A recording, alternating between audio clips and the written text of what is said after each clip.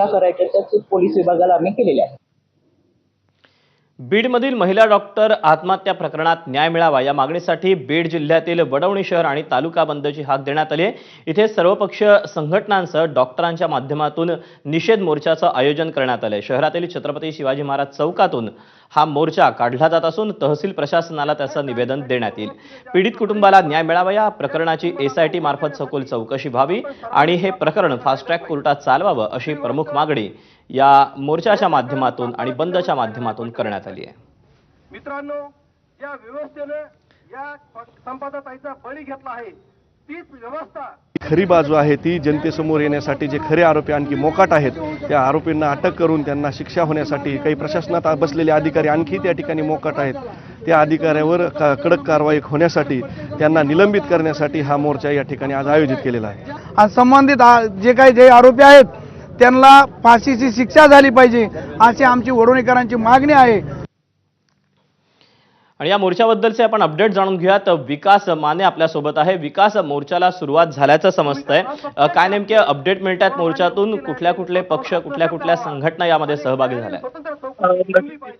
आपण जी काही दृश्य पाहतो आहोत ती बीड परळी महामार्गावरील आहे. या ठिकाणी बीडचे जे काही या ठिकाणचे वडवणीतले नागरिक आहेत, त्याबरोबर पक्ष संघटना आहे, यातील सर्वच जण यामध्ये मोर्चात सहभागी झाल्याचं पाहायला मिळत आहे.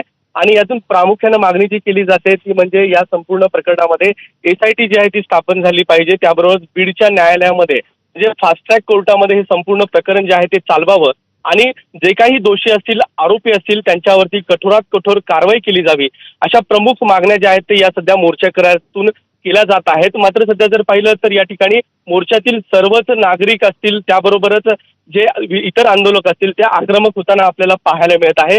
बीड परळी महामार्गावरती हा ठिय्या जो आहे तो सध्या मोर्चेकऱ्यांच्या माध्यमातून केला जातो आहे. यात प्रामुख्यानं जी आत्महत्याग्रस्त मुलगी होती, जिने आत्महत्या केली होती डॉक्टरने, तिचे कुटुंब देखील या मोर्चात सहभागी झालेलं आहे आणि त्यांची देखील मागणी यामध्ये प्रामुख्यानं केली आहे. ती म्हणजे यातील दोषींवरती कठोरात कठोर कारवाई व्हावी आणि सदरील प्रकरण जे आहे ते फास्ट ट्रॅक कोर्टात चालवावं.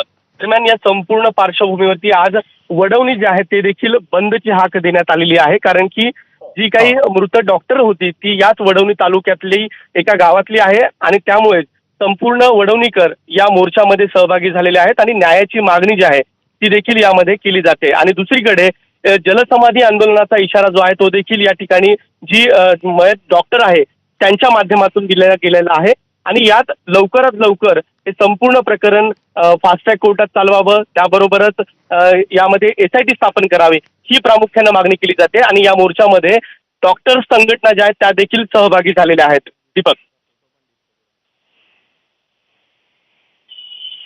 विकास, धन्यवाद दिलेल्या सविस्तर माहितीबद्दल. अपडेट घेतच राहू.